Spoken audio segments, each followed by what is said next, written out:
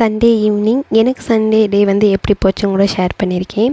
Morning எப்பயும் போல் routine vlog போயிடுச்சு. Evening போல் தான் நான் வீடியோ ஷூட் பண்ண ஆரம்பிச்சிருச்சேன். சரி கொஞ்சம் டைம் எக்ஸஸாகவே இருந்துச்சு. சரி என்ன பண்ணலாம், மாடி கொஞ்சம் க்ளீன் பண்ணலாம் போயிட்டு மாடிக்கு போய் பார்த்தா தான் கொஞ்சம் செடிலாம் கருகி போயிருந்துச்சு. எல்லாமே ட்ரிம் பண்ணி கொஞ்சம் க்ரூம் பண்ணி விட்டு எந்த செடி வேணுமோ அந்த மாதிரியும் வச்சுருந்தேன்.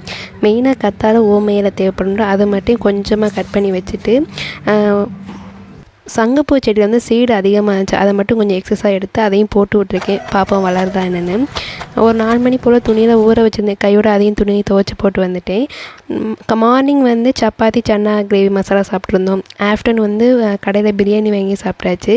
நைட்டுக்கு என்ன பண்ணுறதுன்னு தெரியல. சரி சிம்பிளாக நேற்று வச்சு ரசம் வேறு எக்ஸஸாக இருக்குன்னு சொல்லியிருந்தேன், அதை வச்சு மேட்ச் பண்ணிக்கலாம் சொல்லிவிட்டு எக்ஸ்ட்ரா வந்து முட்டை பொரியல் தான் பண்ணியிருந்தேன். இதுதான் எங்கள் வீட்டோட நைட் டின்னராகவே சாப்பிட்டுட்டோம்.